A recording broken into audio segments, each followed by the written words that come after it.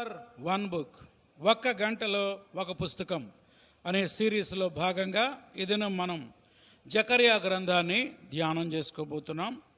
దేవుని వాక్యాన్ని చదువుకుందాం. జకర్యా గ్రంథము మొదటి అధ్యాయము మొదటి 2 వచనాలు అందరం కలిసి చదువుకుందాం.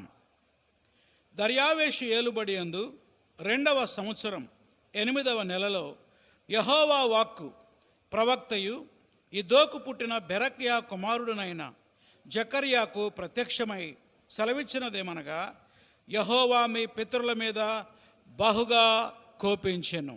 తలలు వంచండి, ప్రార్థన చేసుకుందాం. ప్రేమగల మా తండ్రి, ఒక్క గంటలో ఒక పుస్తకం అనే సిరీస్లో నాయన మరి 38వ పుస్తకానికి మమ్మల్ని తీసుకొని వచ్చారు. మీకు వందనాలు దేవా. ఈ దినం జకర్యా గ్రంథాన్ని మేము అధ్యయనం చేయబోతూ ఉండగా ఈ బైబిల్ స్టడీ మాకెంతో దీవెనకరంగా ఆశీర్వాదకరంగా చేయండి. చేరువచ్చిన ప్రతి బిడ్డను బట్టి వందనాలు తండ్రి. వాక్యాన్ని వింటున్న ప్రతి బిడ్డతో మీరు సంధించండి, మాతో మీరు మాట్లాడండి. అలాగే యూట్యూబ్లో చూస్తున్న వారి కోసం కూడా ప్రార్థిస్తూ ఉన్నాం. వారికి కూడా ఈ బైబిల్ స్టడీ బ్లెస్సింగ్గా చేయమని, మీ దాసుని బలపరిచి వాడుకోమని యేసు నామములో అడుగుతున్నాం తండ్రి, ఆమేన్. ప్రభునందు ప్రియమైన సహోదరి సహోదరులారా, ఈరోజు మనం జకర్యా గ్రంథాన్ని ధ్యానం చేసుకుందాం. జకర్యా అనే మాటకు అర్థం ఏంటంటే యెహోవా జ్ఞాపకము చేసుకొనును అని అర్థం. ఏంటి చెప్పండి? యెహోవా జ్ఞాపకము చేసుకొనును. బబులోను చెర నుండి తిరిగి వచ్చిన ఇశ్రాయేలీయుల్ని దేవుడు మందిరాన్ని నిర్మించడానికి ప్రోత్సహించినటువంటి వారిలో 2 ప్రవక్తలు ఉన్నారు. ఎవరా ఇద్దరంటే హగ్గయి, జకర్యా. హగ్గయి వయసులో పెద్దవాడు, అయితే జకర్యా యవనస్తుడు. జకర్యా ఎవరు? యవనస్తుడు. మరి ఈ యొక్క పుస్తకాన్ని జకర్యా వ్రాయటంలో ఆయన ఉద్దేశాలు ఏంటంటే, ప్రాముఖ్యంగా 3 ఉద్దేశాలతో ఆయన ఈ గ్రంథాన్ని వ్రాశాడు. మొదటి ఉద్దేశం ఏంటంటే మందిర నిర్మాణాన్ని ప్రోత్సహించడానికి. నోట్ చేసుకోండి. మొదటి ఉద్దేశం ఏంటి? ఆగిపోయిన మందిర నిర్మాణాన్ని ఏం చేయడానికి? ప్రోత్సహించడానికి. To encourage. రెండవది, యెరూషలేము యొక్క భవిష్యత్తు గురించి తెలియచేయడానికి. యెరూషలేము యొక్క భవిష్యత్తులో ఉండే మహిమ, దానిని ముందుగానే ఆయన తెలియచేశాడు. అనగా 1000 ఏళ్ల పరిపాలన గురించి ముందుగానే ఆయన ఈ గ్రంథంలో తెలియచేశాడు. మొదటిదేమో ఏంటి? మొదటిది మందిర నిర్మాణాన్ని ప్రోత్సహించడానికి. రెండవది అంత్యకాలంలో యెరూషలేము యొక్క మహిమను తెలియచేయడానికి. మూడవది రానయ్యున్న మెస్సియా గురించి ప్రవచించడానికి. ఎవరి గురించి? రానయ్యున్న మెస్సయ్య. మెస్సయ్య అంటే ఎవరు? ప్రభు అయిన యేసుక్రీస్తు. ఆశ్చర్యం ఏంటంటే ఈ గ్రంథంలో జకర్యా యేసు ప్రభు యొక్క మొదటి రాకడ గురించి రాశాడు, 2వ రాకడ గురించి కూడా ప్రవచించాడు. మళ్ళీ ఒకసారి చెప్తా. 3 ఉద్దేశాలతో జకర్యా ఈ గ్రంథాన్ని రాశాడు. చెప్పండి, మొదటి ఉద్దేశం ఏంటి? ఆగిపోయిన మందిర నిర్మాణాన్ని ప్రోత్సహించడానికి, తిరిగి కట్టడానికి, ఎంకరేజ్ చేయడానికి. రెండవది యెరూషలేము యొక్క అంత్యదినాల్లో యెరూషలేము యొక్క రాబోయే మహిమను తెలియచేయడానికి. మూడవది ఏంటంటే మెస్సియా గురించి, రానయ్యున్న మెస్సియా గురించి ప్రవచనాలు తెలియచేయడానికి జకర్యా ఈ గ్రంథాన్ని వ్రాశాడు. చారిత్రక నేపథ్యాన్ని మనం ఒకసారి మళ్ళా జ్ఞాపకం చేసుకుందాం. క్రీస్తు పూర్వం 586లో నెబుకద్నెజరు యోధా దేశం మీద దండయాత్ర చేసి ఇక్కడున్న వాళ్ళందరినీ బానిసలుగా తీసుకెళ్ళాడు. బబులోనులో యూదులు 70 సంవత్సరాల పాటు ఉన్నారు.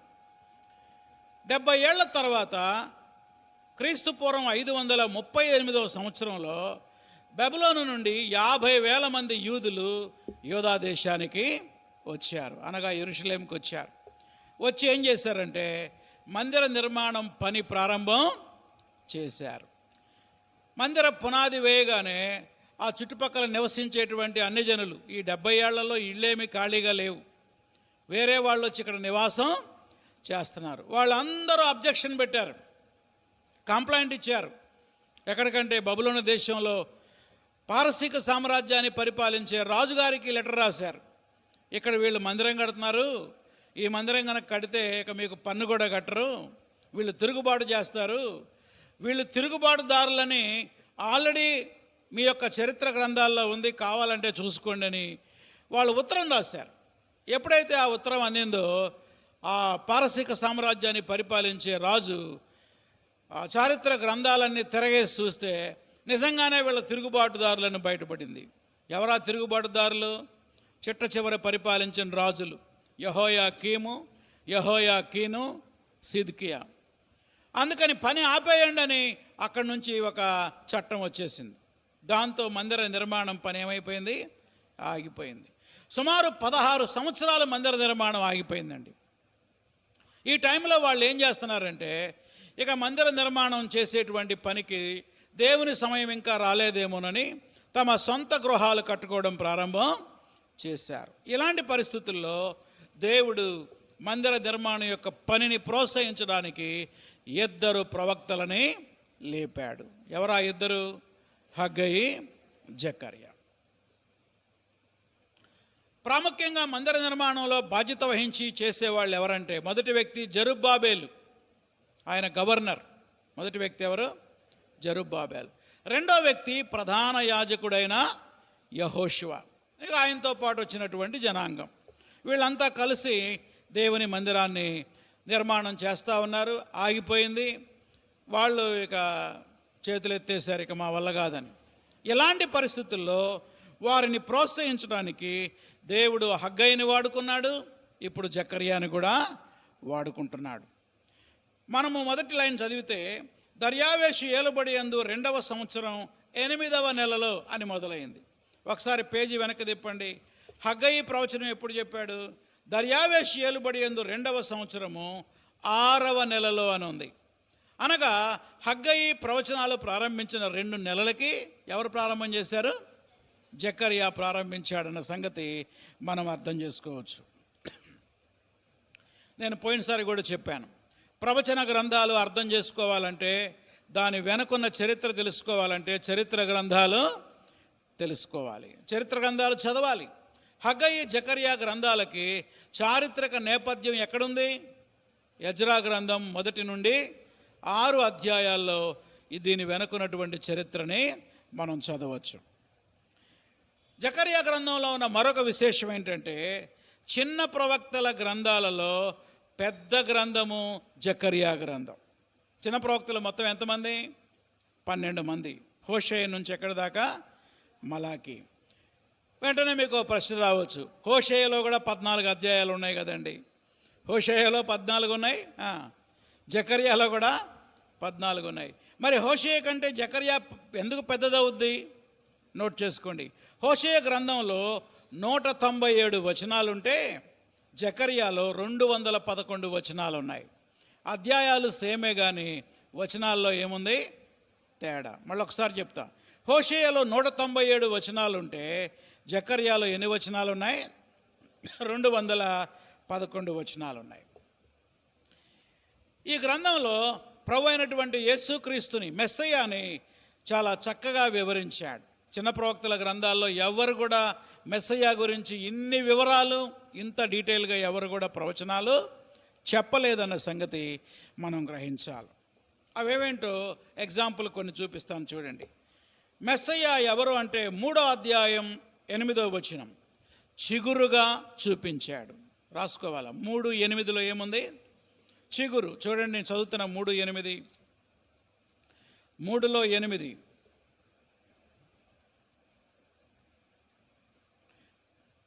ప్రధాన యాజకుడైన యెహోషువ, నీ ఎదుట కూర్చుని నీ సహకారులు సూచనలుగా ఉన్నారు. నీవును వారును నా మాట ఆలకింపవలెను. ఏదనగా, చిగురు అను నా సేవకుడిని నేను రప్పించబోచున్నాను. చిగురు అంటే ప్రభు అయిన యేసుక్రీస్తు. రెండవది 9:9, మట్లాదివారం రోజు యేసు ప్రభు వారు గాడిద మీద ఎక్కువ వస్తాడు కదా యెరూషలేములో. దాని ముందుగానే ప్రవచించిన ప్రవక్త జకర్యా.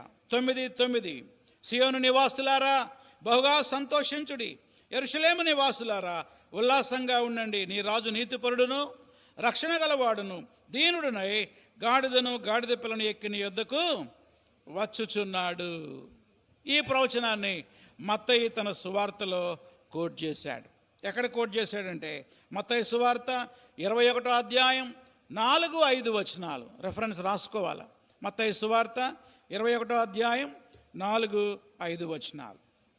ఆ తర్వాత మళ్ళా జకర్యాలోకి రండి. జకర్యా గ్రంథం 13వ అధ్యాయం 7వ వచనంలో ప్రభు అయిన యేసుక్రీస్తు మంచి కాపరిగా వస్తాడని ప్రవచించాడు. ఎక్కడ? 13వ అధ్యాయం 7వ వచనం. నేను చదువుతున్నా చూడండి. 13:7 ఖడ్గమా నా గొర్రెల కాపరి మీద నా సహకారి మీద పడుము, ఇదే సైన్యములకు అధిపతి యెహోవా గొర్రెలు చెదరిపోవునట్లు కాపరిని హతము చేయుము. ఈ వచనాన్ని కూడా మరి కొత్త నిబంధనలో కోట్ చేశారు. కాపరిని కొట్టగానే గొర్రెలన్నీ ఏమైపోతాయి? చెదరిపోతాయి. ఆ సంఘటన ఎక్కడ జరిగింది? గెత్సెమనే తోటలో యేసు ప్రభువును అరెస్ట్ చేయగానే శిష్యులంతా ఏమైపోయారు? చెదరిపోయారు. 11వ అధ్యాయం 12-13 వచనాలు చూడండి. జకర్యా గ్రంథం 11వ అధ్యాయం 12-13 వచనాలలో యేసు ప్రభువారు 30 వెండి నాణేలకి అమ్మబడతాడని ముందుగానే ప్రవచించింది. చూడండి 12వ వచనం. జకర్యా గ్రంథం 11వ అధ్యాయం 12వ వచనం. మీకు అనుకూలమైన ఎడల నా కూలి నాకియుడి, లేని ఎడల మానివేయడని నేను వారితో అనగా వారు నా కూలికై 30 తులముల వెండి తూచి ఇచ్చిరి. ఈ ప్రవచనం ఎక్కడ నెరవేరిందంటే మత్తయి సువార్త 26వ అధ్యాయం 15వ వచనంలో నెరవేరింది. మత్తయి సువార్త 26వ అధ్యాయం ఎన్నో వచనం? 15వ వచనం. అలాగే యేసు ప్రభు యొక్క రెండవ రాకడ గురించి కూడా ఆయన ప్రవచించాడు. చూడండి జకర్యా గ్రంథం 14వ అధ్యాయం 3-8 వచనాలు. జకర్యా గ్రంథం 14వ అధ్యాయం 3-8 వచనాలలో రెండవ రాకడలో ప్రభు అయిన యేసుక్రీస్తు వారు ఒలీవ కొండ మీద కాలు పెడతాడని ముందుగానే ప్రవచించిన వాడు జకర్యా. ఏ కొండ మీద? ఒలీవ కొండ మీద. చూడండి 14వ అధ్యాయం 4వ వచనం. ఆ దినమున యెరూషలేము ఎదుట తూర్పు తట్టున ఉన్న ఒలీవ కొండ మీద ఆయన పాదములుంచగా ఒలీవ కొండ తూర్పు తట్టునకు పడమటి తట్టునకు నడిమికి విడిపోయి సగం కొండ ఉత్తరం సగం కొండ దక్షిణము జరుగును గనుక విశాలమైన లోయ ఒకటి ఏర్పడును. మొదటి రాకడలో ఇదే ఒలీవ కొండ మీద నుండి యేసు ప్రభువారు ఆరోహణమయ్యాడు శిష్యులు చూస్తూ ఉండగా. రెండవ రాకడలో మరలా ఇదే కొండ మీద ఆయన పాదము మోపుతాడని జకర్యా ప్రవక్త ముందుగానే ప్రవచించాడు. చూడండి మెస్సియా గురించి ఎన్ని విషయాలు రాశాడు. ఎవరు? ప్రవక్త అయినా జకర్యా. ఇప్పుడు గ్రంథ విభజనలోకి వెళ్దాం. మరి ఈ 14 అధ్యాయాలని మనం ఎన్ని భాగాలుగా విభజించవచ్చు? మొత్తం 3 భాగాలుగా విభజించవచ్చు. ఎన్ని? 3. నోట్ చేసుకోండి. నెంబర్ 1, మొట్టమొదటిది 8 దర్శనములు, 8 విజన్స్ ఆఫ్ జకర్యా. జకర్యాకు కలిగిన దర్శనాలు ఎన్ని? 8, 1-6 అధ్యాయాలు, 1-6.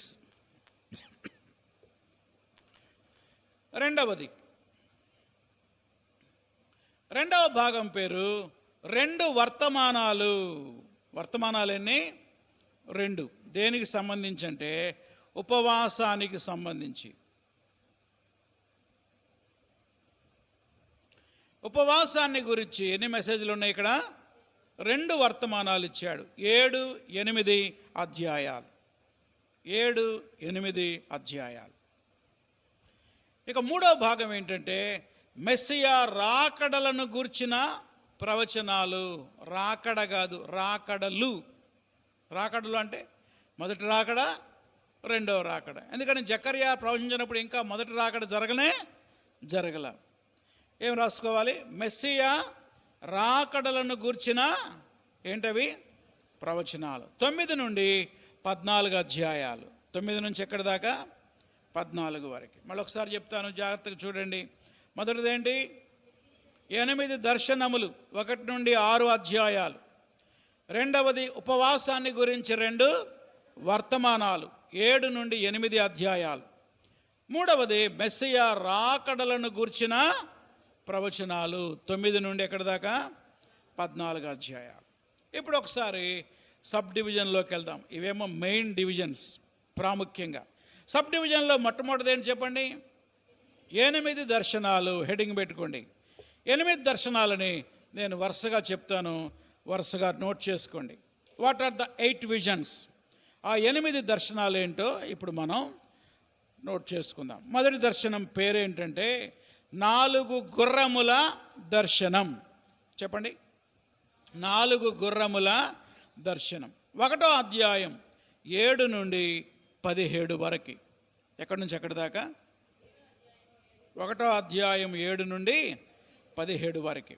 నెక్స్ట్ 2వ దర్శనం 4 కొమ్ములు డాష్ 4 కంసాలులు. అది ఏంటంట? 4 కొమ్ములు డాష్ 4 కంసాలులు. 1వ అధ్యాయం 18 నుండి 21 వరకు. 1వ అధ్యాయం 18 నుంచి ఎక్కడి దాకా? 21 వరకు. ఇప్పుడు 3వ దర్శనం, విజన్ నెంబర్ 3. 3వ దర్శనం కొలనూలు చేత పట్టిన ఒక మనుష్యుడు. కొలనూలు చేత పట్టిన ఒక మనుష్యుడు. కొలనూలు అంటే ఏం లేదు, సర్వేయర్. సర్వేయర్ ఏం చేస్తాడు? పొలం కొలవడానికి వెళ్ళేటప్పుడు ఒట్టి చేతులతో పోతాడా? ఆయన చేతిలో ఏముంటుంది? కొలిసేది ఉంటుంది అన్నమాట. అది కొలనూలు చేతబట్టిన ఒక మనుష్యుడు. 2వ అధ్యాయం 1 నుంచి 13 వరకు. అంటే అధ్యాయం మొత్తం.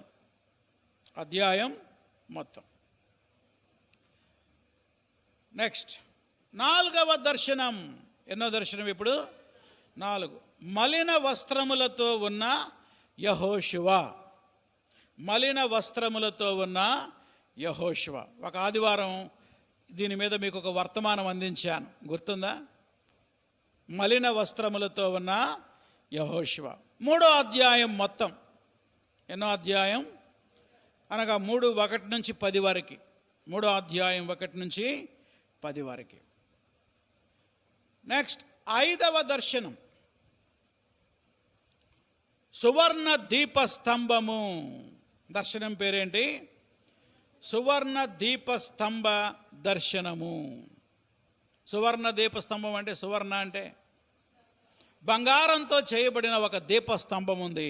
ఆ స్తంభాన్ని ఈ దర్శనంలో దేవుడు ఆయనకి చూపించాడు. అది 4వ అధ్యాయం మొత్తం.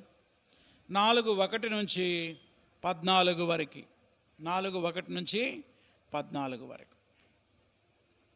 ఇప్పుడు 6వ దర్శనం ఎగురుచున్న పుస్తకం. ఇదిగో చూడండి, ఆకాశంలో ఒక పుస్తకం ఏమవుతుందంటే ఇలా పక్షిలాగా ఎగురుతుంది. ఏంటది? పుస్తకం. ఒక పెద్ద పుస్తకం ఎగురుతుందండి ఆకాశంలో, బర్డ్ లాగా. 5వ అధ్యాయం 1 నుంచి 4 వచనాలు. 5వ అధ్యాయం 1 నుంచి 4 వచనాలు. 7వ దర్శనం, విజన్ నెంబర్ 7. 7వ దర్శనం ఏంటంటే కొల తూములో కూర్చున్న ఒక స్త్రీ. కొల తూములో కూర్చున్న ఒక స్త్రీ. కొల తూము అంటే ఏంటంటే పాతకాలంలో ధాన్యాన్ని కొలవడానికి ఒక బుట్ట లాంటి దాన్ని ఉపయోగించేవారన్నమాట. ఆ బుట్టలో కూర్చొని ఉంది ఒక ఆమె. ఆ బుట్టకు మూత కూడా పెట్టారన్నమాట. కొల తూములో కూర్చున్న ఒక స్త్రీ, బుట్టలో కూర్చున్న స్త్రీ అని కూడా రాసుకోవచ్చు మీరు. 5వ అధ్యాయం 5 నుండి 11 వచనాలు. ఇవన్నీ నేను తర్వాత మీకు వివరిస్తా. 5వ అధ్యాయం 5 నుండి ఎక్కడి దాకా? 11 వరకు. నెక్స్ట్ ఎన్ని అయిపోయినాయి ఇప్పుడు? 7. 8వది 4 రథముల దర్శనం. ఎన్ని రథాలు ఇవి? 4 రథముల దర్శనం. 6వ అధ్యాయం 1 నుండి 8 వరకు. 6వ అధ్యాయం 1 నుంచి ఎక్కడి దాకా? 8 వరకు. దీంతో 8 దర్శనములు అయిపోయాయి. ఇది ఫస్ట్ పార్ట్. పార్ట్ నెంబర్ 1 ఏంటి? 8 దర్శనాలు. ఇప్పుడు ఇక పార్ట్ నెంబర్ 2లోకి వద్దాం. చెప్పండి, రెండో పార్ట్ ఏంటి? 2 వర్తమానాలు. ఏంటి వర్తమానాలు? దేనికి సంబంధించి? ఉపవాసానికి సంబంధించిన 2 వర్తమానాలు.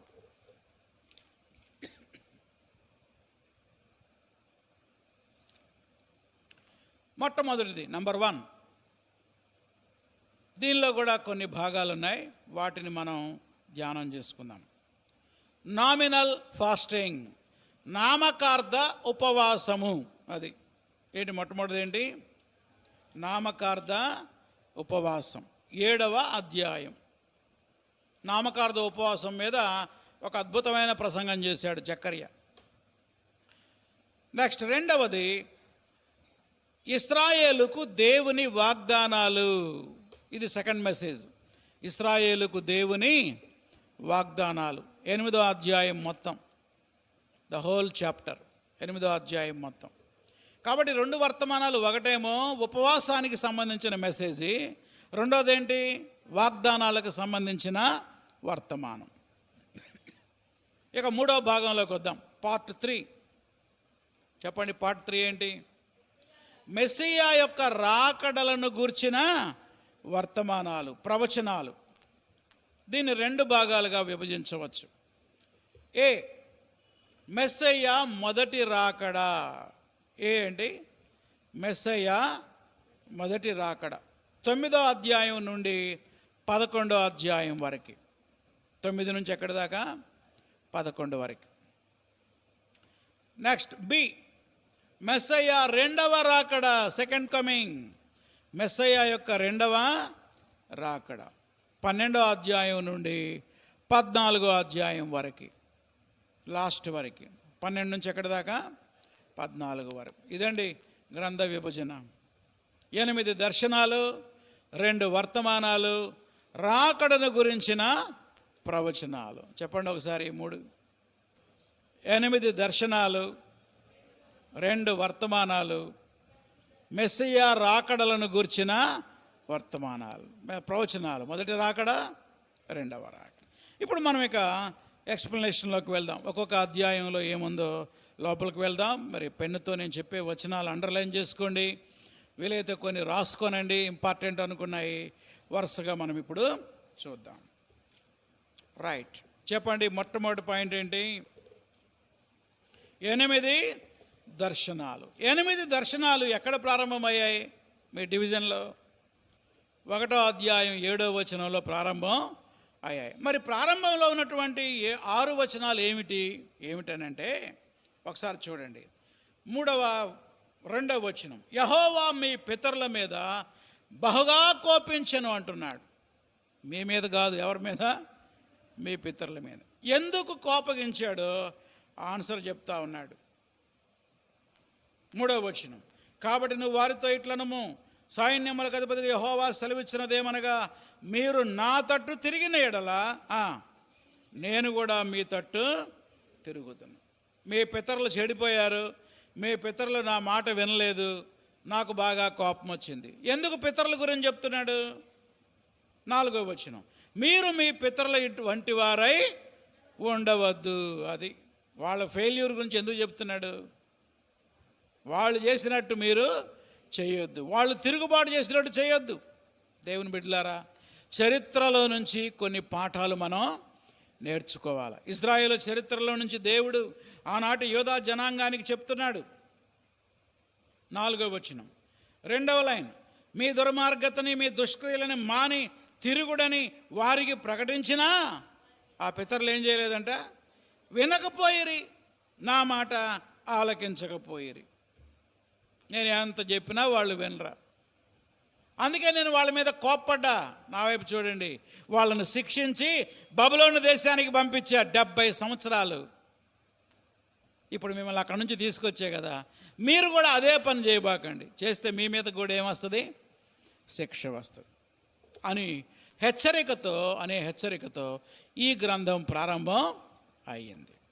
ఇక మనం వరుసగా ఒక్కొక్క దర్శనాన్ని మనం ధ్యానం చేసుకుందాం. మొత్తం ఎన్ని దర్శనాలు? 8 దర్శనాలు. చెప్పండి, మొదటి దర్శనం ఏంటి? 4 గుర్రముల దర్శనం. పెన్నుతో అండర్లైన్ చేసుకోండి. 4 గుర్రాలు మీకు చూపిస్తా. 8వ వచనం. రాత్రి ఎర్రని గుర్రము ఎక్కిన మనుషుడు ఒకడు నాకు కనబడెను. ఎర్రని అండర్లైన్ చేసుకోండి. అతను లోయలో ఉన్న గొంజు చెట్ల మధ్యలో నిలబడ్డాడు. అతని వెనక ఎర్రని గుర్రములు, చుక్కలు చుక్కలు గల గుర్రములు, తెల్లని గుర్రములు కనబడెను. చూసారా, రకరకాల గుర్రాలు కనపడతా ఉన్నాయి. అప్పుడు జకర్యా అడిగాడు ఈ దర్శనం చూపించిన దేవదూతతో, అయ్యా ఏమిటి గుర్రాల కథ అంటే, దూత అంటున్నాడు 9వ వచనంలో, ఇవేంటో నీకు తెలియజేస్తా విను. ఇవి 10వ వచనం, లోకమంతటా తిరుగులాటకు యెహోవా పంపించిన గుర్రాలన్నమాట. పెట్రోలింగ్ అంటారు. పెట్రోలింగ్ అంటే ఏంటి? రాత్రిపూట పోలీసులు ఏం చేస్తారంటే తెల్లవారులు తిరుగుతూ ఉంటారు. దాన్ని ఏమంటారు? పెట్రోలింగ్ అంటారన్నమాట. దేవుడు కూడా పెట్రోలింగ్ చేయడానికి ఎవరిని పంపించాడు? దేవదూతల్ని పంపించాడు. వీళ్ళ పని ఏంటంటే ప్రపంచంలో నలుమూలలా తిరగటం అనేది వాళ్ళ యొక్క పని. వీళ్ళంతా దేవుని దగ్గర నుంచి వచ్చినటువంటి దూతలు. వాళ్ళు వచ్చారు, తిరిగి వచ్చి రిపోర్ట్ ఇస్తున్నారు. ఎలా ఉందంటే ఏం చెప్పారు చూడండి, 11వ వచనం. మేము లోకమంతా తిరుగులాడి వచ్చాము. లోకమంతా ఎలా ఉంది? శాంతము కలిగి నిమ్మళముగా ఉన్నారు. అందరూ బాగున్నారు, ఎవరికి ఏ సమస్యలు లేవు, ప్రశాంతంగా ఉన్నారని చెప్పారనమాట. ఇది రిపోర్ట్. వెంటనే దేవదూత అంటున్నాడు 12వ వచనంలో, యెహోవా దూత అంటున్నాడు, ప్రార్థన చేస్తున్నాడు, సైన్యములకు అధిపతిగా యెహోవా, 70 సంవత్సరాల నుంచి నువ్వు యెరూషలేము మీద, యూదా పట్టణం మీద కోపం ఉంచావే, ఇంకా ఎన్నాళ్ళు కనికరింపకుండా ఉంటావు? అంటే 70 ఏళ్ళు మా యూదుల్ని, దేవుని ప్రజల్ని ఈ అన్యజనులందరూ ఏం చేశారు? హింసించారు, శిక్షించారు, బాధపరిచారు. ఎంత బాధపరిచినా వాళ్ళు నిమ్మళంగానే ఉన్నారు. వాళ్ళని శిక్షించవా? అది ప్రార్థన. దేవుడు ఏమన్నాడు 13వ వచనంలో, యెహోవా నాతో మాట్లాడిన దూతకు ఆదరణకరమైన మధుర వచనములతో ఉత్తరమిచ్చెను. 15వ వచనం, నిమ్మళముగా ఉన్న అన్యజనుల మీద నేను బహుగా కోపించుచున్నాను, ఎందుకంటే నేను కొంచెముగా కోపపడగా కీడు చేయాలన్న తాత్పర్యంతో వారు ఏమయ్యారు? సహాయులైరి. యాక్చువల్గా నేను యూదా దేశం మీద కొంచెమే కోపపడ్డా, ఆ బబులోను వాళ్ళని వచ్చి ఒక్క దెబ్బ వేయరా అంటే వాళ్ళు 100 దెబ్బలు వేశారు. ఎవరు? బబులోన్లో. ఇది చదువుతూ ఉంటే నాకు చిన్నప్పుడే చదువుకున్న స్కూల్ గుర్తొస్తుంది. 5వ తరగతిలో చిన్న ఎలిమెంటరీ స్కూల్లో చదువుకున్నా మా ఊర్లో. అక్కడ నుంచి కొద్దిగా హై స్కూల్కి వెళ్ళాం. మా ఊర్లోనే 6, 7 ఉంది. అక్కడికి వెళ్ళిన తర్వాత ఎవరన్నా ఒకళ్ళు తప్పు చేశారనుకో, మా టీచర్ ఏం చెప్పేదంటే ఇంకొకటి చేత చెంపదెబ్బలు వేయించేది. బహుశా మీకు కూడా కొంతమంది గుర్తుండొచ్చు. ఈడు తప్పు చేశాడు అనుకో, వాళ్ళ చేత వీళ్ళకి ఏమి వేయించింది? చెంపదెబ్బలు వేసింది. అలా వేపించడంలో ఆమె ఉద్దేశం ఏంటి? టీచర్ గారి ఉద్దేశం, ఎక్కడైనా సిగ్గుపడి, అవమానపడి, బాగా కష్టపడి చదవాలని. అప్పుడు పిల్లలు కొంతమంది చెంపదెబ్బేయమన్నారు కదా అని ఇదే ఛాన్స్ వేసుకొని పెటకలు కొట్టేవాళ్ళు అనమాట. కోపమంతా అప్పుడు తీర్చుకునేవాళ్ళు. అర్థమైందా మీకు? ఆడేం తక్కువ కాదు, ఈసారి ఈడు దొరకపోతాడంటారా అనుకుని అప్పుడు వాడెప్పుడైనా తప్పు చేసినప్పుడు ఈడు మాత్రం సూపర్గా కొట్టేవాడు. నిజానికి ఇలా కొట్టడమా టీచర్ గారి ఉద్దేశం? వాళ్ళ ప్రవర్తనలో ఏం రావాలని. దేవుడు కూడా అంతే. దేవుడు యోధాని ఎందుకు శిక్షించాలనుకున్నాడంటే వాళ్ళ ప్రవర్తనలో ఏం రావాలని? మార్పు రావాలని. దేవుడు ఏం చేశాడంటే, నేను కొంచెమే కోప్పడి ఆ బబులోను వాళ్ళని పంపిస్తే వాళ్ళు వచ్చి నా బిడ్డల్ని సర్వనాశనం చేశారు. అందుకని నేనేం చేస్తానో తెలుసా? నిమ్మళముగా ఉన్న అన్యజనుల మీద నేనేం చేస్తాను? కోప్పడతాను, బహుగా కోప్పడతాను. యెరూషలేమును మాత్రం ఆదరిస్తాను. 16వ వచనం, కాబట్టి యెహోవా సెలవిచ్చినదేమనగా, వాత్సల్యము గలవాడనై నేను యెరూషలేము తట్టు తిరిగాను, అందులో నా మందిరము కట్టబడును. అండర్లైన్ చేసుకోండి. ఈ 8 దర్శనాలు కూడా మందిరాన్ని గురించి ప్రోత్సహించడానికి దేవుడు ఈ విజన్స్ని ఇచ్చాడు. యెరూషలేము మీద శిల్పకారులు నూలు సాగలాగుదురు. శిల్పకారులు అంటే రాళ్లను చెక్కేవాళ్ళు. రాళ్లను చెక్కి అందంగా తయారు చేసి ఆ గోడ పని ప్రారంభమవుతుంది. ఆగిపోయిన మందిర నిర్మాణం మళ్ళీ ఏమవుతుంది? ప్రారంభమవుతుందని చెప్తా ఉన్నాడు. ఇక రెండవ దర్శనంలోకి వద్దాం. చెప్పండి, రెండవ దర్శనం ఏంటి?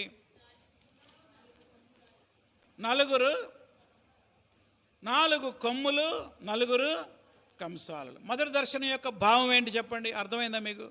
మొదటి దర్శనం యొక్క భావం ఏంటంటే, అన్యజనులను నేను శిక్షిస్తాను, యెరూషలేము పట్ల మాత్రం వాత్సల్యత చూపిస్తాను. నిమ్మళంగా ఉన్నారని చెప్పాడుగా దేవదూత. ఆ పెట్రోలింగ్ చేసిన వాళ్ళు, ఆ నిమ్మళంగా ఉన్న వాళ్ళని నేను ఏం చేస్తాను? బహుగా కోప్పడి వాళ్ళని పనిష్ చేస్తాను. రెండవ దర్శనం, 4 కొమ్ములు, నలుగురు కంసాలులు. చూడండి, 4 కొమ్ములు, 18వ వచనం. అప్పుడు నేను తేరి చూడగా 4 కొమ్ములు కనబడెను. నోట్ చేసుకోండి, కొమ్ము అనేది బలమునకు సూచన. బైబిల్లో కొమ్ము అంటే దేనికి సూచన? బలానికి సూచన. 20వ వచనం, ఈ కొమ్ములేంటి? 19వ వచనంలో, ఇవి యూదా వారిని, ఇశ్రాయేలు వారిని, యెరూషలేము నివాసులను చెదరగొట్టిన కొమ్ములు. ఇశ్రాయేలీలనేమో అష్షూరీయులు చెదరగొట్టారు, యూదా వారినేమో బబులోను వాళ్ళు చెదరగొట్టారు. కాబట్టి ఇప్పుడు కొమ్ములు అంటే ఎవరు? 4 అన్య దేశాలు, 4 అన్య రాజ్యాలు. ఈ అన్య రాజ్యాలు ఏం చేసినాయి? యూదుల్ని బహుగా హింసించినాయి. దేవుడు ఏం చేస్తాడో చూడండి. ఇప్పుడు కొమ్ములు కనపడ్డగానే ఇప్పుడు మళ్ళీ ఇంకోళ్ళు కనపడుతున్నారు దర్శనంలో. ఎవరు వీళ్ళు? కంసాలులు. 20వ వచనం, యెహోవా 4 కంసాలులను నాకు కనబరిచాడు. వీళ్ళు ఏం చేయబోతున్నారయ్యా అని అడిగా నేను. 21వ వచనం, ఎవడు తలెత్తకుండా యూదా వారి చెదరగొట్టిన కొమ్ములు ఇవే, అయితే వాటిని భయపెట్టడానికి, యూదా దేశస్తులందరినీ చెదరగొట్టకై వారి మీద బలాత్కారం జరిగించిన అన్యజనుల కొమ్ములను పడగొట్టడానికి వీళ్ళు వచ్చారు. అది కొమ్ములు ఇరవడానికి వచ్చారంట ఈ కంసాలు. ఇప్పుడు చెప్పండి, కొమ్ములు అంటే ఎవరో చెప్తా, వరుసను రాసుకోండి. నెంబర్ 1, అష్షూరు ఐగుప్తు సామ్రాజ్యం. ఐగుప్తీయులు ఐగుప్తు దేశంలో ఇశ్రాయేలీయులను ఏం చేశారు? అణిచివేశారు. రెండవ కొమ్ము అష్షూరు సామ్రాజ్యం. అష్షూరీయులు ఇశ్రాయేలీయులను ఏం చేశారు చెప్పండి? చెరలోనికి తీసుకొని వెళ్ళిపోయారు. మూడవ కొమ్ము బబులోను సామ్రాజ్యం, బాబిలోను సామ్రాజ్యం. బబులోను వాళ్ళు యూదులందరినీ బానిసలుగా తీసుకెళ్లారు. 4వ సామ్రాజ్యం పేరే మాదీయ పారసిక సామ్రాజ్యం. దేవుడు అంటున్నాడు, ఈ 4 కొమ్ములను ఏం చేస్తాడంట? విరిచేస్తాడంట. అందుకే ఈ 4గురిని పంపాడు. ఎవరా 4 కంసాలను. బలాత్కారం చేసిన కొమ్ముల్ని విరగొడతాడని ఈ దర్శనము యొక్క భావము. అర్థమైందా? నెక్స్ట్ 3వ దర్శనం. మనం స్పీడ్గా వెళ్ళాలి, 1 గంటలో కంప్లీట్ చేయాలి 14 అధ్యాయాలు. రండి చెప్పండి, 3వ దర్శనం ఏంటి? What is the third vision? కొలనూలు చేత పట్టుకొనిన ఒక మనుష్యుడు. ఒక మనిషి కొలనూలు చేత పట్టుకొని వెళ్తా ఉన్నాడు. 2వ అధ్యాయం 1వ వచనం. బైబిల్ చూస్తున్నారా? మరియు నేను తేరి చూడగా కొలనూలు చేత పట్టుకొనిన ఒకడు నాకు కనబడెను. ఎందుకు వచ్చాడు ఈయన? యెరూషలేము యొక్క వెడల్పు పొడుగు ఎంతైనది కొలిచి చూడబోతున్నా అన్నాడు. నువ్వు ఎవరవయ్యా, ఏం చేయబోతున్నావు అంటే, యెరూషలేము పట్టణం యొక్క ఎంత పొడుగుందో ఎంత వెడల్పు ఉందో కొలవడానికి పోయాను నేను అన్నాడు. 4వ వచనం. రెండవ దూత అన్నాడు, పరిగెత్తుకుంటా వెళ్ళి యెరూషలేములో మనుషులు పశువులు విస్తారమైనందున అది ప్రాకారము లేని మైదానముగా ఉండునని ఈ యవ్వనునికి తెలియచేయి. ఈ యవ్వనుడే జకర్యా. యెరూషలేములో పశువులు ఎక్కువైనాయి అంట. ఇంకేం ఎక్కువైనాయి? చూసి చెప్పండి, చెప్పలేరా? మనుషులు ఎక్కువయ్యారు, పశువులు ఎక్కువయ్యారు. మనుషులు పశువులు ఎక్కువైతే పట్టణం పెరిగిద్దా తగ్గుద్దా? వైశాల్యం పెరిగిపోయింది. ఇక్కడ ఒక మాట రాశాడు, అది ప్రాకారము లేని మైదానముగా ఉండును. చెప్పండి, ఒక పట్టణానికి ప్రాకారం ఉంటే మంచిదా లేకపోతే మంచిదా? మొట్టమొదటిసారి ఈ వచనం చదివినప్పుడు నేనైతే కలవరపడిపోయా. ఏంది ప్రభువా, యెరూషలేము చుట్టూ ప్రాకారం ఉంటే క్షేమం, కానీ ప్రాకారం లేని మైదానంగా మారితే ఎలా? ప్రాకారం లేకపోతే శత్రువులు ఈజీగా పట్టణంలోకి చొరబడతారు. వెంటనే దేవుడు అన్నాడు, తర్వాత వచనం చదివితే అప్పుడు నాకు ధైర్యం వచ్చింది. చూడండి 5వ వచనం, నేను దాని చుట్టూ అగ్ని ప్రాకారముగా ఉంటాను. హల్లెలూయా.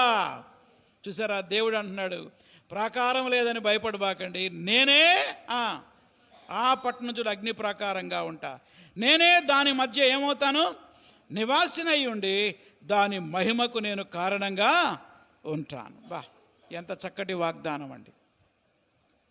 కాబట్టి మూడవ దర్శనము దేవుని యొక్క కాపుదలకు సూచనగా ఉన్నది. రాసుకోండి, దీని అర్థం ఏంటి? దేవుని యొక్క కాపుదల. యెరూషలేము విస్తరిస్తుంది. ఇది ఆశీర్వాదానికి సూచనే కానీ భయానికి సూచన ఏమాత్రం కాదు కాదు కాదు కాదు. నెక్స్ట్, తర్వాత ఏంటి చెప్పండి? మలిన వస్త్రములతో ఉన్న యెహోషువ దర్శనం. ఎవరి యెహోషువ అంటే యెహోషువ గ్రంథంలో ఉన్న యెహోషువ కాదండి. ఆయనేమో మోషే పరిచారకుడైన యెహోషువ. ఈయన ఎవరంటే జెరుబ్బాబేలు కాలంలో ప్రధాన యాజకుడైన యెహోషువ. ఒక దర్శనం కనపడతా ఉంది. ఈ దర్శనం ఏంటో మనం ఇప్పుడు 3వ అధ్యాయంలో చూద్దాం. చూడండి, 3వ అధ్యాయం 1వ వచనం. మరియు యెహోవా దూత ఎదుట ప్రధాన యాజకుడైన యెహోషువ నిలబడ్డాడు. సైతాను ఫిర్యాదే కుడిపార్శ్వం నిలబడ్డాడు. అది నాకు కనపడింది. సాతాను, యెహోవా నిన్ను గద్దించును, యెరూషలేమును కోరుకునే యెహోవా నిన్ను గద్దించును, ఇతడు అగ్నిలో నుండి తీసిన కొరవ వలె ఉన్నాడు కదా అని యెహోవా దూత సాతానుతో అనెను. యెహోషువ ఎలా ఉన్నాడు చూడండి. మలిన వస్త్రములు ధరించిన వాడై దూత సముఖములో నిలవబడి ఉండగా వెంటనే దేవదూత అంటున్నాడు, ఇతని మైల బట్టలు తీసివేయుడి. అండర్లైన్ చేసుకోండి. యెహోషువ ధరించిన మైల వస్త్రాలు ఏం చేయాలంట? తీసేయండి. ఎందుకని? నేను నీ దోషములను పరిహరించాను, ప్రశస్తమైన వస్త్రములతో నేను నిన్ను అలంకరించాను, అతని తల మీద పాగా పెట్టండి అని చెప్పాడు దేవుడు. దీని అర్థం ఏంటంటే, అందరూ ఒకసారి నా వైపు చూడండి. ఇక్కడ యెహోవా దేవుడు కూర్చున్నాడు సింహాసనం మీద. అక్కడ ప్రధాన యాజకుడైన యెహోషువ గడగడగడ వణిగిపోతా నిలబడ్డాడు. ఏం వస్త్రాలు వేసుకున్నాడు? నిజానికి యాజకుడు ప్రశస్తమైన వస్త్రాలు వేసుకోవాలి, కానీ ఏం వస్త్రాలు వేసుకున్నాడు? మలిన వస్త్రాలు వేసుకున్నాడు. అక్కడే సైతాను ఉన్నాడు. సైతాను వచ్చి అంటున్నాడు, ఇదిగో ఈ యెహోషువ పరలోకానికి పోవడానికి అర్హుడు కాదు, వీడు పాపి, వీడికి శిక్ష విధించండి, వీడి నరకానికి పంపండి వాడు కంప్లైంట్ చేస్తున్నాడు. అప్పుడు యెహోవా దూత మాట్లాడుతున్నాడు, ఇతని మైల వస్త్రాలు తీసివేయండి, ఇతనికి ప్రశస్త వస్త్రాలు తొడగండి, ఎందుకంటే ఇతని దోషమును నేనేం చేశాను? పరిహరించాను. ప్రధాన యాజకుడైన యెహోషువ యెరూషలేము యొక్క దోషమునకు సూచనగా ఉన్నాడు. రాసుకోండి, ఇది యాజకుని దోషం కాదండి.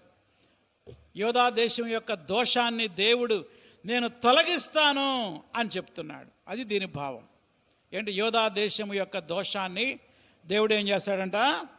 తొలగిస్తాడు. ఈ యొక్క దృశ్యం మీద, ఈ దర్శనం మీద ఒక అద్భుతమైన పాట ఉంది, హల్లెలూయా పాటలతో అనే పాట. మరి ఆ పాట మీరు విన్నారో లేదో, యూట్యూబ్లో కొట్టి నేర్చుకుంటే మంచిది. హల్లెలూయా పాటలతో, విన్నారా? ఆనంద గీతాలతో కృపామయుండ నీ మేలులన్నీ స్మరించి స్తుతియంతును.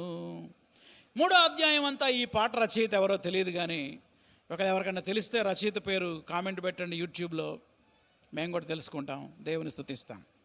మలినంబైన వలువలతో నే నీ ఎదుట నిలుచుండగా, మలినంబైన వలువలతో నే నీ ఎదుట నిలుచుండగా, కృపతో నా నేరములను క్షమించి పరిశుద్ధ వస్త్రములతో నన్ను అలంకరించితివి. ఏం రాశాడండి! 3వ అధ్యాయం దర్శనం మొత్తం ఒక చరణంలో రాసి పెట్టాడు. ఇట్లాంటి కవులను బట్టి మనం దేవుని స్తుతించాలి. ఈ పాట యూట్యూబ్లో ఉంది, హల్లెలూయా పాటలతో అని మీరు టైప్ చేస్తే ఆ పాట వచ్చేస్తుంది. తప్పకుండా నేర్చుకోండి, చాలా అద్భుతమైన పాట. జకర్యా గ్రంథంలో ఉన్నటువంటి 3వ అధ్యాయాన్ని కవి ఈ చరణంలో రాశాడు. కాబట్టి 3వ దర్శనం యొక్క భావం ఏంటి? దేశము యొక్క దోషాన్ని దేవుడు ఏం చేశాడంట? పరిహరిస్తానంటున్నాడు. నెక్స్ట్, 5వ దర్శనం సువర్ణ దీపస్తంభ దర్శనం. దేవుడు జకర్యాకి ఒక దీపస్తంభాన్ని చూపిస్తూ ఉన్నాడు. దీపస్తంభం అంటే ఈనాడు జనరేషన్కి తెలియదు, ఎందుకంటే ఇప్పుడు కరెంటు ఉన్న యుగం. మేము చిన్నప్పుడు మా ఇంట్లో కరెంటు ఉండేది కాదు. మా ఇంట్లో ఒక చిన్న బుడ్డి దీపం ఉండేది. అది అందరికీ కనబడటానికి ఒక స్తంభం ఉంటుంది, స్టాండ్. ఆ స్టాండ్ మీద ఆ దీపం పెట్టేవాళ్ళు. పెద్దవాళ్ళందరికీ తెలిసి ఉండొచ్చు ఇవన్నీ. దాన్ని ఏమంటారు? దీప స్తంభం. అయితే బైబిల్ కాలంలో ప్రత్యక్ష గుడారంలో ఉపయోగించిన దీపస్తంభానికి 7 దీపాలు ఉంటాయి. అది ఎన్ని దీపాలు ఉంటాయి? ఇలా ఒక కాండం ఉంటుంది, దానికి ఇలా 2, ఇలా 2, ఇలా 2, ఇటు 3, ఇటు 3, 3 రోళ్ళు 6, మధ్యలో ఒక దీపం. మొత్తం ఎన్ని? 7. దీన్ని దీపస్తంభం అంటారు. చూడండి, 4వ అధ్యాయం 1వ వచనం.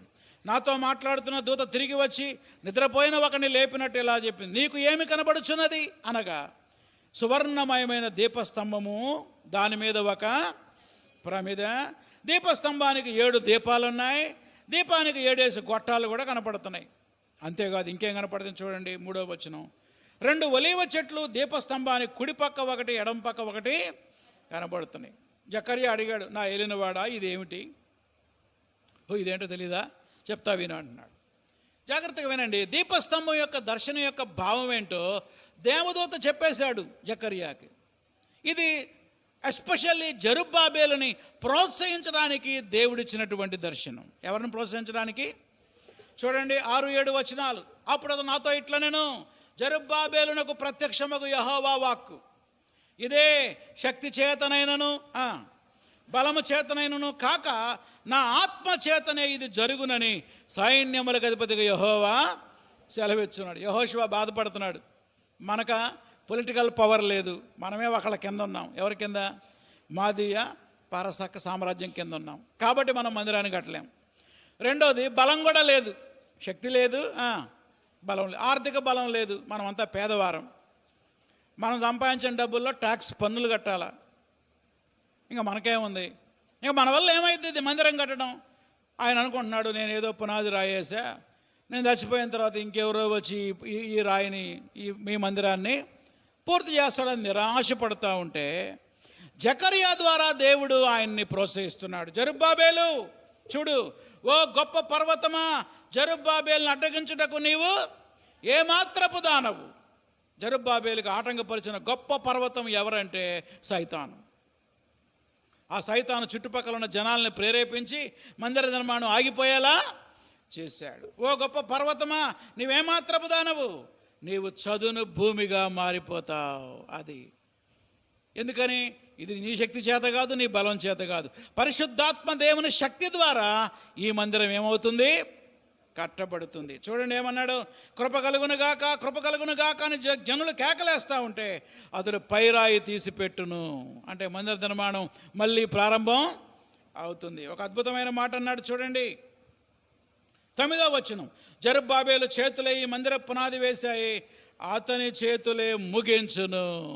దేవునికి స్తోత్రము కలుగునుగాక. ఎంత ఎంకరేజ్మెంట్ కదా. దీని మీద కూడా కవి పాట రాశాడు. శక్తి చేత కాదనెను, బలముతో ఇది కాదనెను, నా ఆత్మ ద్వారా దీని చేతునని యెహోవా సెలవిచ్చెను. ఓ గొప్ప పర్వతమా, జెరుబ్బాబెలును అడ్డగింపను, ఎంత మాత్రపు దానవు నీవనెను, చదును భూమిగా మారెదవు. మొట్టమొదటిసారి ఈ పాట విన్నప్పుడు నాకు జెరుబ్బాబెలు ఎవరో తెలియదు. ఈ పాట మా ఊరిలో ఐపీసీ చర్చిలో పాడుతూ ఉంటే నేను వెళ్ళి కూర్చున్నా. ఆ చర్చిలో పాట పాడుతున్నారు, పాస్టమ్మ గారు పాడుతూ ఉన్నారు. పాస్టమ్మ గారు సునంద గారు అని, ఇప్పటికే ఆమె అమ్మగారి సేవ చేస్తూ ఉన్నారు. నేను అనుకున్నారు, ఈ జెరుబ్బాబెలు ఎవడురా బాబు, అసలు బైబిల్ ఎప్పుడు చదవలేదే, ఎక్కడున్నాడు ఈ జెరుబ్బాబెలు, ఎవరు అసలు, ఈ పర్వతం ఏంటి? అప్పుడే నేను కొత్తగా దేవుని నమ్ముకున్నా, నాకేం తెలియదు అసలు. జకర్యా గ్రంథం కూడా చదవలా నేను. ఆ తర్వాత జెరుబ్బాబెలు గురించి తెలుసుకున్న తర్వాత అసలు ఈ పాట ఎవరు రాశారా అని దేవుని మనసారా స్తుతించా. అద్భుతం జరిగింది. ఒకసారి జనగాం అనే ప్రాంతానికి ఒక భార్యాభర్తల సెమినార్కి స్పీకర్గా వెళ్తే నన్ను ఒక ప్లేస్లో ఉంచారు. అక్కడ ఒక ముసలాయన ఉన్నాడు. వాళ్ళ కొడుకు వచ్చి శక్తి చేత కాదని అనే పాట ఈ మా నాన్న రాశాడండి అన్నాడు. రచయితను చూసినప్పుడు నాకు చాలా సంతోషం అనిపించింది. ఆయనతో మాట్లాడా, అది ఎట్లా రాశారు సార్ ఈ పాట, ఎంత అద్భుతమైన పాట. ఆయన పేరేంటో చెప్తా, రాసుకోండి. ఇంజా యేసుదాస్ అబ్రహాం గారు. మరి ఇప్పుడు ఉన్నారో లేదో తెలియదు నాకు. ఇంజా యేసుదాస్ అబ్రహాం గారు, కాజీపేట. ఆ ప్రాంతంలో ఇండియన్ పెంతెకోస్తు మిషన్ ఐపీసీలో వారు చాలా కాలం పరిచర్య చేశారు. వారి ద్వారా ఈ అద్భుతమైన పాటని దేవుడు క్రైస్తవ సంఘానికి ఇచ్చాడు. కాబట్టి ఈ దర్శనం యొక్క భావం ఏంటి?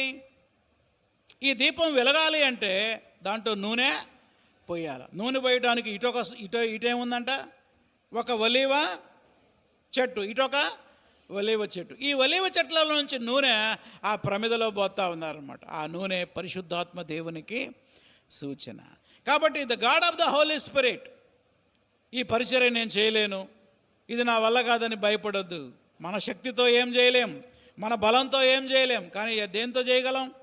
దేవుని ఆత్మతో మనం దేవుని కార్యాలు మనం చేయగలమంటానికి ఈ యొక్క విజన్, ఈ దర్శనం మనల్ని ప్రోత్సహిస్తూ ఉంది. నెక్స్ట్ తర్వాత దర్శనం ఏంటి? ఎగురుచున్న పుస్తకం, 5వ అధ్యాయం చూడండి. ఒక పుస్తకం ఆకాశంలో ఎగిరిపోతూ ఉందంట. 5:2 నీకేమి కనబడుచున్నది అని అడుగ్గా 20 మూరల నిడివియు 10 మూరల వెడల్పు గల ఎగిరిపో పుస్తకం ఒకటి నాకు. నిడివి అంటే పొడవు, 20 మూరల పొడుగు, 10 మూరల వెడల్పు గల పుస్తకం ఒకటి ఎగిరిపోతూ ఉంది. ఇదేంటి ప్రభువా అని అడిగితే, ఆ పుస్తకంలో రాసి ఉంచినటువంటి మాటలను బట్టి ఒక జడ్జిమెంట్ రాబోతూ ఉంది. ఆ పుస్తకంలో రాయబడినటువంటి మాట ఏంటంటే శాపము. ఏముందంటే లోపల ఏముంది? శాపం. ఎవరికి ఆ శాపం? 3వ వచనం చూడండి. ఇది భూమి అంతటికి బయలువెళ్ళు శాపమే. ఒక పక్క రాసిన దాన్ని బట్టి దొంగిలి వారందరూ కొట్టివేయబడతారు, రెండో పక్క రాసిన దాన్ని బట్టి అప్రమాణికులు అందరూ ఏమైపోతారు? కొట్టివేయబడతారు. అనగా దేవుడు దొంగల మీద, అప్రమాణికుల మీద ఏం చేయబోతున్నాడు? తీర్పు తీర్చబోతున్నాడు. నేర్చుకోవాల్సిన పాఠం ఏంటో తెలుసా? మనం చేసే ప్రతి పాపం అక్కడ రికార్డ్ చేయబడుతుంది. జాగ్రత్త. ఏం చేయబడుతుంది? అక్కడ రికార్డ్ చేయబడుతుంది. మనం అనుకుంటాం ఎవరు చూడలేదులే అనుకుంటాం, కానీ ఎవరు చూస్తున్నారు? దేవుడు చూస్తున్నాడు. ఈ దర్శనం యొక్క భావం ఏంటంటే, దొంగలకు, అప్రమాణికులకు దేవుడు ఒకరోజు ఏం చేస్తాడు? తీర్పు తీరుస్తాడు. నెక్స్ట్ తర్వాత దర్శనం ఏంటి? కొలతూములో కూర్చున్న ఒక స్త్రీ. చూడండి, ఒక స్త్రీ ఉంది.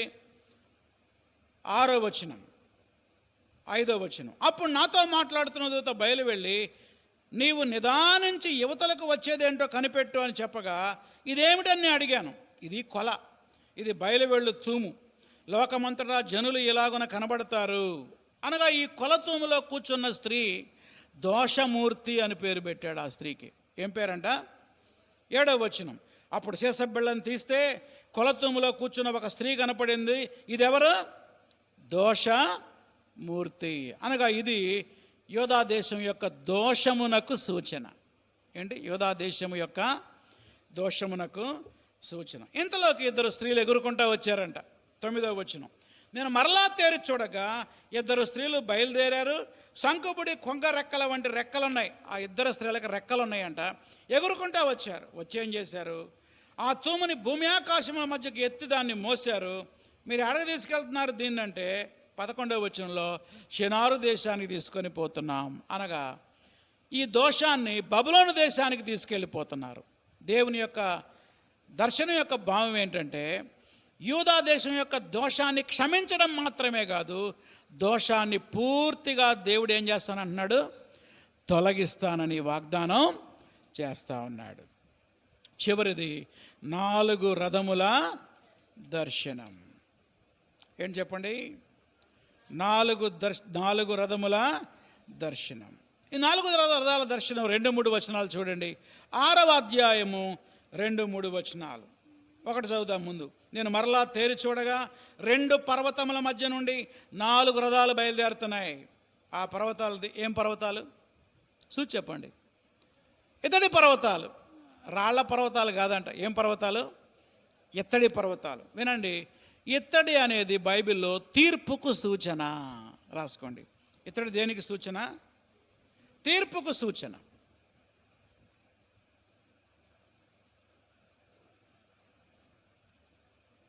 ఎనిమిదవ వచనం. ఆ గుర్రాలు వెళ్తా ఉన్నాయి ఉత్తర దేశంలోకి. అప్పుడు అతడు నన్ను పిలిచి, ఉత్తర దేశంలోకి పోయే వాటిని చూడు, అవి ఉత్తర దేశమందు నా ఆత్మను నెమ్మదిపరచును. ఉత్తరాన ఏముంది? బబులోను దేశం. అనగా ఈ అన్య దేశాలపై దేవుని తీర్పు వస్తుంది అని చెప్పేటువంటి దర్శనం. 4 గుర్రాలు అన్య దేశాలకు సూచన. ఆ దేశాల మీదకి ఏమొస్తుందంటే దేవుని యొక్క తీర్పు వస్తుందని సూచన. ఇక మనం రెండో భాగంలోకి వచ్చేద్దాం. మొదటి భాగం అయిపోయిందండి, 8 దర్శనాలు అయిపోయాయి. రెండవ భాగం పేరేంటి చెప్పండి? 2 వర్తమానాలు. వాటిలో ప్రాముఖ్యంగా ఉపవాసమును గురించిన వర్తమానాన్ని మీకు వివరిస్తా, టైం కొద్దిగా ఉంది కాబట్టి. ఒకసారి జకర్యా తన ఇంటి దగ్గర కూర్చుంటే బేతేలు నుంచి కొంతమంది వచ్చారు. ఎవరి దగ్గరికి? జకర్యా దగ్గర. సందర్భం ఏంటంటే మందిరం పని ఆగిపోయిందని చెప్పే కదా, మళ్ళా ప్రారంభమైంది, కడతా ఉన్నారు, అయిపోవచ్చింది, అంటే ముగింపులోకి వచ్చింది. ఇప్పుడు వాళ్ళు వచ్చి ఏమంటున్నారు చూడండి. 2వ వచనం. ఇన్ని సంవత్సరాలు మేము దుఃఖించినట్లు 5వ నెలలో ఉపవాసం ఉండి దుఃఖించాలా? అది ప్రశ్న ఏంటంటే, మేము చాలా సంవత్సరాల నుంచి ప్రతి సంవత్సరం 5వ నెలలో ఉపవాస ప్రార్థన చేస్తామండి, ఇప్పుడు కూడా ఉపవాసం ఉండాలా అనే ప్రశ్న అడిగారు. అసలు అప్పుడెందుకు ఉపవాసం ఉన్నారు, ఇప్పుడు ఉపవాసం ఉండాలా ఉండొద్దు అనే ప్రశ్న ఎందుకు వచ్చిందంటే జాగ్రత్తగా వినండి. యూదులు బబులోనులో సంవత్సరానికి 4 నెలల్లో ఉపవాస ప్రార్థనలు చేసేవాళ్ళు. ఇవి రాసుకోవాలి. నెంబర్ 1, 4వ నెల. ఎన్నో నెల? యెరూషలేము ప్రాకారాలు పడగొట్టబడిన నెల. అంటే నెబుకద్నెజరు వచ్చి ఆ ప్రాకారాలన్నీ ఏం చేశాడు? పడగొట్టాడు. దాన్ని గుర్తు చేసుకొని 4వ నెలలో ఉపవాసం ఉంటారు వాళ్ళు. ఎవరు? యూదులు. నెక్స్ట్ 5వ నెల. 5వ నెలలో దేవాలయాన్ని పడగొట్టాడు నెబుకద్నెజరు. ఆ దేవాలయం పడగొట్టిన సంఘటన జ్ఞాపకం చేసుకొని 5వ నెలలో కూడా వాళ్ళు ఏం చేస్తారు? ఉపవాసం ఉంటారు. తర్వాత 7వ నెలలో ఒక ఉపవాసం ఉంది. ఎన్నో నెల? 7వ నెల. అప్పుడు ఎందుకంటే 7వ నెలలో గెదల్యా అనే గవర్నర్ని చంపేశారు. ఎవరిని? గెదల్యా హత్య గావించబడ్డాడు, అసాసినేటెడ్. ఎవరి గెదల్యా అంటే చెప్తా వినండి. నెబుకద్నెజరు సిద్కియా అనేటువంటి చివరి రాజు ఉన్నాడు కదా, ఆ రాజుని చెరలోకి తీసుకెళ్ళిపోయిన తర్వాత యూదుల మీద గవర్నర్గా ఉండటానికి ఈ గెదల్యా అనే వ్యక్తిని ఏర్పాటు చేశాడన్నమాట. ఇతను రాజు కాదు, బబులోను వాళ్ళు నియమించిన ఒక గవర్నర్. కొంతమంది యూదులు ఏమనుకున్నారంటే, అబ్బో వీడిని చేశారా గవర్నర్గా మేమైతే బాగుండే అని గెదల్యాని మర్డర్ చేశారు వాళ్ళు రాజు అవ్వడానికి. ఇదంతా 2వ రాజుల గ్రంథం చివరి అధ్యాయాల్లో మనం చదవచ్చు. గెదల్యా మర్డర్ని జ్ఞాపకం చేసుకుంటూ ఆ రోజు కూడా ఉపవాస ప్రార్థన చేసేవాళ్ళు. ఇంకొకటి ఏంటంటే 10వ నెల. 10వ నెలలో కూడా ఉపవాసం. 10వ నెల ఎందుకంటే బబులోను వాళ్ళు పట్టణాన్ని పట్టుకున్న నెల, అనగా యెరూషలేం పట్టణాన్ని చుట్టుముట్టి పట్టుకున్న నెల. ఇవన్నీ దేవుడు చేయమనలేదండి ఉపవాసాలు, వీళ్ళే ఈ ఉపవాసాలు యాడ్ చేసుకున్నారన్నమాట. ఎవరు? బబులోను దేశంలో చెరలో ఉన్న యూదులు. మళ్ళీ ఒకసారి చెప్తాను. 4వ నెల ప్రాకారాలు పడగొట్టిన నెల. 5వ నెల దేవాలయాన్ని పడగొట్టిన నెల. 7వ నెల గెదల్యాని హత్య చేసినటువంటి నెల. 10వ నెల బబులోను వారు పట్టణాన్ని పట్టుకున్న నెల. ఇప్పుడు 5వ నెల వచ్చిందనమాట. 5వ నెల రాగానే వాళ్ళకి ఏం గుర్తొచ్చింది? చూసి చెప్పండి, మీరేం రాసుకున్నారు? 5వ నెల రాగానే ఏం గుర్తొస్తుంది? దేవాలయాన్ని ఏం చేశాడు అప్పుడు? పడగొట్టాడు. మరి ఇప్పుడేం జరుగుతుంది? దేవాలయం కట్టబడతా ఉంది. దేవాలయం పడగొట్టడని ఇన్నాళ్ళు ఉపవాసం ఉన్నాం, 70 ఏళ్ళు. ఇప్పుడు దేవాలయం కట్టారు కదా, ఇప్పుడు కూడా ఉపవాసం ఉండాలా? చూసారా ఎంత రీజనబుల్గా అడుగుతున్నారో ప్రశ్న. అర్థమైందా మీకు ఇప్పుడు? అది దీనికి జవాబు దేవుడు అద్భుతమైన జవాబు ఇచ్చాడండి. దేవుడి జవాబు చెంప చెళ్ళుమనే జవాబు. చూడండి దేవుడు ఏమిచ్చాడు. 4వ వచనం చదువుతున్నాం. 5వ వచనం. దేశపు జనులందరికీ యాజకులకు నీవు ఈ మాట చెప్పు, ఈ జరిగిన 70 సంవత్సరాలు ఏటా 5వ నెల 7వ నెల మీరు ఉపవాసం ఉండి దుఃఖం సలుపుచూ వచ్చినప్పుడు నా యందు భక్తి కలిగియే ఉపవాసం ఉన్నారా? అరే మొత్తం తేలిపోయింది. అంటే ఈ 70 ఏళ్ళు చేసిన ఉపవాస ప్రార్థనలో నామకార్థంగా చేశారు, ఆచారబద్ధంగా చేశారు, కానీ నిజంగా భక్తి కలిగి వాళ్ళు ఉపవాసం ఉండలేదు. ఈ సంగతి ఎవరికి తెలుసు? అబ్బాయి, ఇది మనందరికీ గొప్ప హెచ్చరిక అండి. విజ్ఞాపన ప్రార్థన అయినా ఉపవాస ప్రార్థన అయినా మనం అలవాటుగా చేస్తున్నామా, భక్తితో చేస్తున్నామా అని మనం ప్రశ్న వేసుకోవాలి. దేవుడు అంటాడు 6వ వచనం, మరియు మీరు ఆహారం పుచ్చుకున్నప్పుడు కూడా స్వప్రయోజనం కొరకే పుచ్చుకున్నారు కదా, పానం చేసిన స్వప్రయోజనం కోసమే కదా. అంటే దీని అర్థం ఏంటంటే ఫాస్టింగ్ అయినా స్వార్థమే, ఫీస్టింగ్ అయినా స్వార్థమే. అది రెండిట్లో స్వార్థం ఉంది. అది రెండు మీ స్వార్థం కొరకు చేశారు, కానీ నా మీద భక్తితో మీరు ఉపవాస ప్రార్థన చేయలేదు. మీరు ఉపవాసం ఉంటే మీ జీవితం బాగుండాలి అంటున్నాడు. ఉపవాస ప్రార్థన ఉంటే సైతే సరిపోయిద్దా? జీవితం కూడా బాగుండాలా? చాలామంది ఇక్కడికి వచ్చి దీర్ఘ ప్రార్థనలు చేస్తారు, కానీ వాళ్ళ బతుకు బాగాదు, వాళ్ళ జీవితం బాగాదు, వాళ్ళ యొక్క మాటలు బాగావు, వాళ్ళ క్రియలు బాగావు. నీ క్రియలు సరి చేసుకోకుండా నువ్వు పొడుగు ప్రార్థన చేస్తే దేవుడు వింటాడా? వినడు. అందుకే దేవుడు అంటున్నాడు మీ క్రియలు బాగు చేసుకోండి అంటున్నాడు. చూడండి 10వ వచనం, విధవరాండ్రని, తండ్రి లేని వారిని, పరదేశుల్ని, దరిద్రుల్ని బాధపడబాకండి. మీ హృదయంలో సహోదరులకి ఎవరికి కీడు చేయబాకండి. 9వ వచనం, సత్యాన్ని అనుసరించి తీర్పు తీర్చండి, ఒకరి యందు ఒకరు కరుణా వాత్సల్యాలు కనపరుచుకోండి. ఇది అసలైన ఉపవాసం. యెషయా గ్రంథం 59వ అధ్యాయంలో కూడా ఇదే మాట చెప్తాడు. ఇది అసలైనటువంటి ఉపవాసం. ఈ ఉపవాసం మీరు చేయాలి, కానీ ఒట్టి 58వ అధ్యాయంలో 4వ వచనంలో అంటాడు, యెషయా 58:4 రెఫరెన్స్ రాసుకోండి. యెషయా 58:4, మీరు కలహపడుచు గుద్దులాడుచు ఉపవాసం ఉంటున్నారు అంటున్నాడు. ఉపవాస ప్రార్థనే, తగాదాలే, కొట్లాటలే, లొల్లి పెట్టుకోవడమే. ఇలాంటి ప్రార్థన దేవుడు వింటాడా? చెప్పండి. వినడు. ఇక చివరి భాగానికి వద్దాం. లాస్ట్ భాగం ఏంటి? మెస్సయ్య యొక్క 2 రాకడలను గురించిన ప్రవచనాలు. మొదటి రాకడలో 9వ అధ్యాయంలో యేసు ప్రభువారు గాడిద మీద ఎక్కి ఏడకొస్తాడు, యెరూషలేముకు వస్తున్నాడు. చూడండి 9:9, సియోను నివాసులారా బహుగా సంతోషించుడి, యెరూషలేము నివాసులారా ఉల్లాసంగా ఉండండి. నీ రాజు నీతిపరుడు, రక్షణ గలవాడు, దీనుడై గాడిద పిల్లని ఎక్కి నీ యొద్దకు వచ్చుచున్నాడు. గాడిద మీద ఎక్కి వస్తున్నాడు. సాత్వికుడై వస్తున్నాడు, తను తగ్గించుకొని వస్తున్నాడు. ప్రియమైన దేవుని బిడ్డలారా, యేసు ప్రభువారు మొదటి రాకడలో గొర్రె పిల్లగా వచ్చాడు. 2వ రాకడలో కొదమ సింహములాగా రాబోతున్నాడు. తీర్పు తీర్చడానికి దేవుడు రేపు రాబోతున్నాడు. మొదటిసారి వచ్చినప్పుడు ఆయన ఏం చేశారు? సిలువ వేశారు. ఆయన అమ్ముకున్నారు.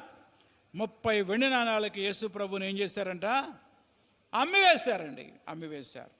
ఆయన చనిపోయాడు, తిరిగి లేచాడు, సమాధి చేయబడ్డాడు, 3వ రోజున తిరిగి లేచాడు, మృత్యుంజయుడై ఆయన దేవుని సన్నిధికి వెళ్ళిపోయాడు. అయితే ఆయన మరలా ఈ లోకానికి మళ్ళా రాబోతున్నాడు. ఆయన వచ్చాక 1000 ఏళ్ల పరిపాలన ప్రారంభమవుతుంది. జాగ్రత్తగానండి. యేసు ప్రభు యొక్క 2వ రాకడ 2 సార్లు జరుగుతుంది.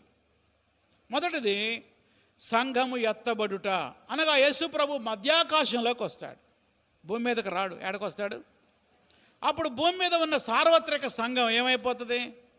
ఎత్తబడుతుంది. సార్వత్రిక సంఘం అంటే మన పేరు సంఘాలు కాదు, ఈ చిన్న సంఘాలు కాదు, అన్ని ప్రాంతాల్లో ఉన్న విశ్వాసులందరినీ కలిపి ఏమంటారు? సార్వత్రిక సంఘం ఎత్తబడుతుంది. నిజంగా యేసు రక్తంలో కడగబడి మారు మనసు పొంది దేవుని బిడ్డలుగా మారిన వారు ఎత్తబడతారు. ఇక విడవబడిన వారికి 7 సంవత్సరాల మహాశ్రమల కాలం ప్రారంభమవుతుంది. ఇదంతా ప్రకటన గ్రంథంలో చదువుతాం. 7 ఏళ్ల తర్వాత సంఘాన్ని తీసుకొని యేసు ప్రభు భూమి మీదకి వస్తాడు. అదే 2వ రాకడ. వచ్చి ఎక్కడ కాలు పెడతాడంట? చూడండి 14వ అధ్యాయం 5వ వచనం. 14:5, కొండల మధ్య కనబడు, 4 14:4 ఆ దినమున యెరూషలేము ఎదుట తూర్పు తట్టునున్న ఒలీవ కొండ మీద ఆయన పాదములు ఉంచగా, పెన్నుతో అండర్లైన్ చేసుకోండి. ఏ కొండ మీద కాలు పెడతాడు? ఒలీవ కొండ మీద. ఆ కొండ మీదకి దిగి వస్తాడు. ఆయన వచ్చి ఏం చేస్తాడు తెలుసా? అన్య దేశస్తులు అందరితో, అన్య రాజ్యాలతో యుద్ధం చేస్తాడు. దాన్ని హర్మెగిద్దోను యుద్ధం అంటారు. ఏమంటారు? అందరూ యెరూషలేము మీద తిరగబడితే యేసు ప్రభు వారు రాజుగా ఈ లోకానికి వచ్చి అన్యులందరినీ ఓడించి ఆయన రాజ్యాన్ని స్థాపిస్తాడు. ఆ రాజ్యం పేరే 1000 ఏళ్ల పరిపాలన, ద మిలీనియం కింగ్డమ్ అంటాడు. సైతానుని 1000 సంవత్సరాలు బంధిస్తాడు. ఇక సైతాను భూమి మీద ఉండడు. ఏడుంటాడు? పాతాళంలో బందీ. సైతాను బందీగా ఉంటాడు కాబట్టి భూమి మీద సమాధానంగా ఉంటారు. సింహము ఎద్దు కలిసి మేత అంటాడు యెషయా గ్రంథంలో. ఏమేంటి? సింహము ఎద్దు అనగా సమాధానం. ఎక్కడ గొడవలు సమస్యలు ఉండవు. ఎందుకంటే పరిపాలించేది ఎవరు? యేసు రాజు 1000 సంవత్సరాలు పరిపాలన చేస్తాడు. 1000 ఏళ్ల తర్వాత సైతాన్ని బయటకు తీసి వాడిని శిక్షించి నరకంలో పడేస్తాడు. క్రొత్త ఆకాశాన్ని, కొత్త భూమిని సృష్టిస్తాడు. అప్పుడు మనం అందరం యుగయుగాలు నిత్యత్వం పరలోకంలో ఉంటాం. ఇదండి జకర్యా గ్రంథం. నేర్చుకోవలసిన పాఠాలు ఏంటో చెప్పి నేను ముగిస్తా. నంబర్ 1, చరిత్ర నుండి మనం పాఠాలు నేర్చుకోవాలి. అది మొదటి పాయింట్. చరిత్రలో చేసిన తప్పులు మనము చేయకూడదు. మన పితరులు చేసిన పొరపాట్లు ఎవరు చేయకూడదు? మనము చేయకూడదు. నెక్స్ట్ నంబర్ 2, దేవుని పని చేయడానికి దేవుడే మనకు శక్తినిస్తాడు. జెరుబ్బాబెలుతో దేవుడేమన్నాడు? శక్తి చేత కాదు, బలము చేత కాదు, నా ఆత్మ ద్వారానే చేస్తా. 3వ పాఠం ఏంటంటే, ఉపవాసమైన విజ్ఞాపనైన ఆచారబద్ధంగా చేయకూడదు. నిజమైన భక్తితో ఉపవాసం ఉండాలి. నిజమైన భక్తితో ప్రార్థన చేయాలి. నిజమైన భక్తితో ఆరాధన చేయాలి. అంతేగాని ఏదో ఆచారం చేయాలి కాబట్టి చేసే ప్రార్థనలు దేవుని సన్నిధికి చేరవు. చివరి పాఠం ఏంటంటే, ప్రభు అయిన యేసుక్రీస్తు మొదటి రాకడలో సాత్వికుడై గాడిద పిల్ల మీద ఎక్కువచ్చినట్లుగా మనము కూడా తగ్గింపు మనసు ఉండాలి. ఏ మనసు ఉండాలి? మనందరికీ చెప్పండి. తగ్గింపు మనసు ఉండాలి. చివరి పాఠం, యేసు ప్రభు మరలా రాబోతున్నాడు కనుక మనము సిద్ధపడాలి. 2వ రాకడలో ఆయన ఈ భూమి మీదకి వస్తాడు కాబట్టి మనం ఏం చేయాలి? సిద్ధపడిన కన్యకల వలె మనం సిద్ధపడాలి. ప్రార్థన చేసుకుందాం. తలలు వంచండి, వీలైతే మోకరించండి. చిన్న ప్రార్థన చేసుకుందాం మన హృదయంలో. ప్రభువా, జకర్యా గ్రంథము ద్వారా అనేక విషయాలు నాతో మాట్లాడేవయ్యా. మా పితరులు చేసిన పొరపాట్లు మేము చేయకుండా ఉండటానికి నాకు సహాయం చేయమని ప్రార్థన చేసుకుందాం. నా సొంత శక్తితో నీ సేవ నేను చేయలేనయ్యా, నీ శక్తి మీద ఆధారపడటానికి నాకు సహాయం చేయమని ప్రార్థన చేసుకుందాం. ప్రార్థన చేయండి. యేసయ్యా, నీలాంటి సాత్వికం, దీన మనసు నాకు దయచేయమని ప్రార్థన చేద్దాం. అది ఉపవాస ప్రార్థనైనా, విజ్ఞాపన ప్రార్థనైనా, ఏకాంత ప్రార్థనైనా ఆచారబద్ధంగా చేయకుండా, ఏదో చేయాలి కాబట్టి చేయకుండా నిజంగా భక్తితో చేయడానికి సహాయం చేయమని ప్రార్థన చేసుకుందాం.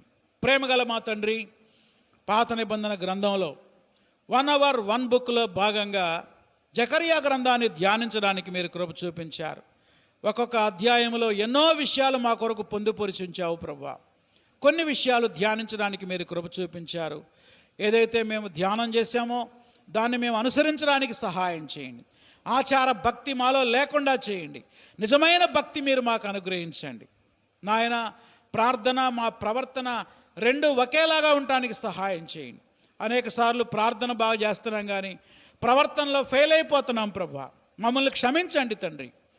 మేము చేసే ప్రతి పని నీ పుస్తకంలో రాస్తున్నావనే సత్యాన్ని జ్ఞాపకం చేశావు. జాగ్రత్తగా మేము జీవించడానికి సహాయం చేయండి. చేరువచ్చిన బిడ్డలందరినీ దీవించమని యేసు నామములో అడుగుతున్నాం తండ్రి, ఆమేన్. ప్రభు యేసు రక్తమే జయం, అపవాది క్రియలకు లయం. ప్రభు యేసు రక్తమే జయం, అపవాది క్రియలకు లయం. ప్రభు యేసు రక్తమునకు సంపూర్ణ విజయం, అపవాది క్రియలకు అనంత నాశనం. హల్లెలూయా, స్తుతి స్తోత్రం, ఆమేన్. మన తండ్రి అయిన దేవుని ప్రేమ, ప్రభు అయిన యేసుక్రీస్తు కృప, పరిశుద్ధాత్మ అన్యోన్య సహవాసము, కాపుదల ఇప్పుడు ఎల్లప్పుడూ సదాకాలం మనకు తోడై ఉండునుగాక. ఆమేన్. అందరికీ వందనాలు. God bless you. Thank you.